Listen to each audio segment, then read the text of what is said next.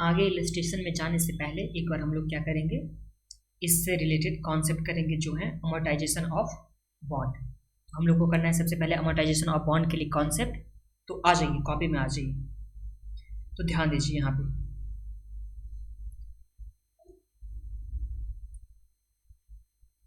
Amortisation of bond. मान के रखो किसी बॉन्ड का फेस वैल्यू कितना दे रखा हुआ है, तो यहाँ पे फेस वैल्यू दे रखा हुआ है 5000 नहीं, मान के रखते हैं यहाँ पे 10,000। कितना मान लेता हूँ, 10,000 किसी भी बॉन्ड का फेस वैल्यू दे रखा हुआ है।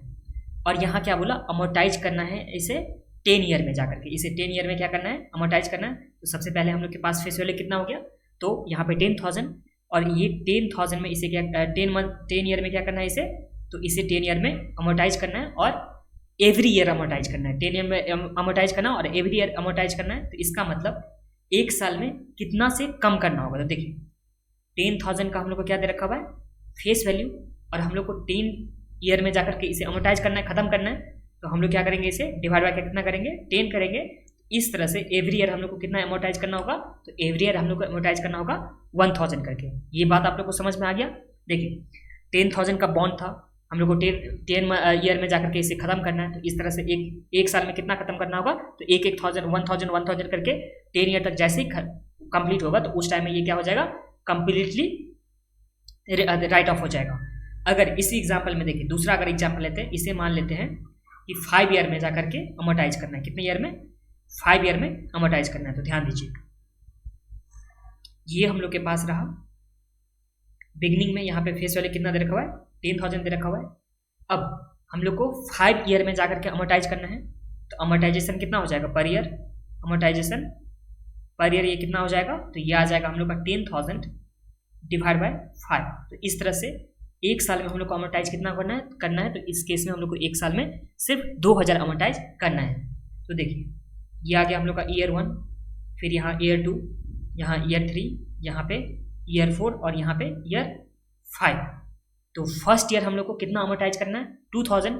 तो इस तरह से अगर देखा जाए यहाँ पे, तो आउटस्टैंडिंग अमाउंट कितना हो जाएगा ईयर एंड 1 के एंड में। तो देखिए 10,000 तो हम लोग के पास फेस वैल्यू था, बट उसमें से अमोर्टाइज कितना कर रहे हैं, तो 2000 अमोर्टाइज कर रहे हैं। तो इस तरह से हम लोग का आउटस्टैंडिंग अमाउंट कितना आ जाएगा, तो ये हम लोग का आउटस्टैंडिंग आ जाएगा 8,000। ये बात तो आप लोग को समझ में आ गया। तो जैसे ही अमोर्टाइज होगा, तो उससे क्या हो जाएगा, उसका जो आउटस्टैंडिंग अमाउंट होगा वो क्या हो जाएगा, लेस हो जाएगा। अब ये समझ में आ गया। अब ध्यान दीजिए, अगर सेकेंड ईयर में देखा जाए, तो यहाँ पे सेकेंड ईयर में इसका वैल्यू कितना हो गया था, तो वैल्यू हो गया था 8,000, बट सेकेंड ईयर में भी हम लोग अमोर्टाइज करेंगे 2000। तो इस तरह से आउटस्टैंडिंग अमाउंट कितना हो जाएगा सेकेंड ईयर के लिए, तो सेकेंड ईयर के लिए आउटस्टैंडिंग अमाउंट हो जाएगा 6,000। ये समझ में आ गया आप लोग को। इसी तरह से थर्ड ईयर में, इसी तरह से फोर्थ ईयर में, इसी तरह से फिफ्थ ईयर में जाकर के हम लोग को अमोर्टाइज करते जाना है। अब ध्यान दीजिए, जब भी इंटरेस्ट मिलता है, क्या होता है, जब भी इंटरेस्ट मिलता है, तो इंटरेस्ट किस अमाउंट पे मिलता है, तो हमेशा याद रखिएगा, जब भी इंटरेस्ट मिलेगा, क्या मिलेगा, इंटरेस्ट, तो हमेशा मिलता है ये आउटस्टैंडिंग अमाउंट में। जितना पैसा बचा हुआ रहता है, जितना पैसा बॉन्ड में बचा रहेगा, उस पर ही हमेशा इंटरेस्ट मिलेगा। तो ये हम लोग का हो गया। अब इसमें आ जाइए, इस कॉन्सेप्ट वाला पार्ट में आ जाइए। हम लोग क्या दे रखा है यहाँ पे, अ बॉन्ड में अमोर्टाइज एवरी ईयर। तो एवरी ईयर ये अमोर्टाइज हो सकता है। That is principal is repaid. तो यहाँ पे अमोर्टाइज का मतलब क्या होगा, कि प्रिंसिपल हमेशा रिपीट एवरी ईयर हो सकता है। जैसे इस केस में हम लोग के एग्जांपल ये थे कि हम लोग का बॉन्ड था 10,000 का बॉन्ड था, और इसे अमोर्टाइज कितने मंथ्स में कितने ईयर में करना था, इसे हम लोग को 5 ईयर में अमोर्टाइज करना था।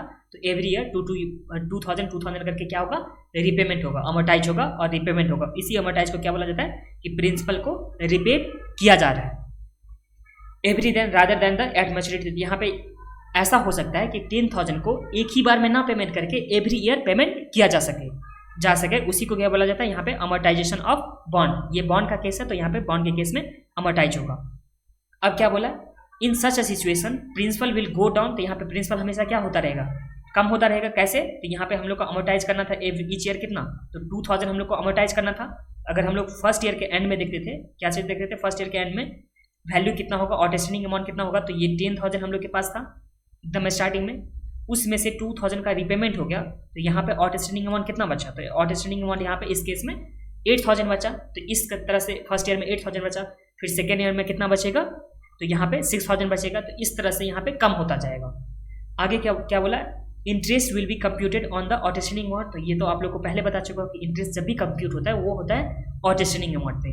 फिर यहाँ पे क्या बोला, the cash flow of the bond will be uneven. तो यहाँ पे कैश फ्लो कितना हो जाएगा बॉन्ड का, तो देखिए कैश फ्लो का जब बात करूंगा तो सबसे पहले जो भी रिपेमेंट होगा तो वो तो मिलेगा ही, प्लस मिलेगा जैसे 2000 इस केस में, प्लस में और क्या मिलने वाला, तो और क्या मिलेगा इसे, इंटरेस्ट भी तो मिलेगा एवरी ईयर। सबसे पहले प्रिंसिपल अमाउंट मिलेगा, प्लस में क्या मिलेगा, इंटरेस्ट मिलेगा। तो इस तरह से कैश फ्लो जो होगा वो क्या होता जाएगा, अनइवन हो जाएगा। अनइवन का मतलब इक्वल नहीं होगा, बिकॉज रिपेमेंट तो यहाँ पे 2000 करके इक्वल है, बट जैसे जैसे वैल्यू कम होता है, जैसे जैसे आउटस्टैंडिंग अमाउंट कम होता है, उस पर इंटरेस्ट तो कम होता जाएगा ना, तो उस तरह से इंटरेस्ट कम होता जाएगा, इसलिए यहाँ पे कैश फ्लो अनइवन होगा। अब ये समझ में आ गया आप लोग को।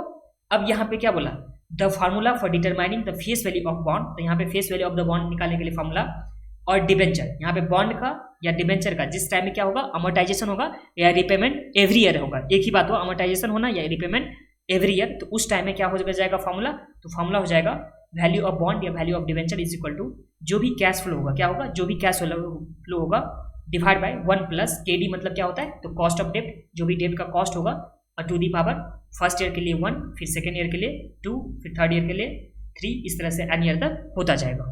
तो ये समझ में आ गया आप लोग का फॉर्मूला। देखिए value of bond is equal to जो भी कैश फ्लो रहेगा 1 ईयर में, कैश फ्लो का मतलब यहाँ क्या आ जाएगा, तो कैश फ्लो का मतलब आ गया जो भी पेमेंट हो रहा है रिपेड प्लस में इंटरेस्ट, रिपेमेंट का जो भी प्रिंसिपल का पेमेंट हो रहा है प्लस में जो भी इंटरेस्ट का होगा, यहाँ पे ये आ जाएगा कैश फ्लो, और कॉस्ट ऑफ डेब्ट आप लोग को सम्स में दे रखा होगा। फिर हम लोग नेक्स्ट वीडियो में देखने वाले हैं इलस्ट्रेशन नंबर 5, और ये हम लोग का छोटा सा कॉन्सेप्ट का पार्ट था।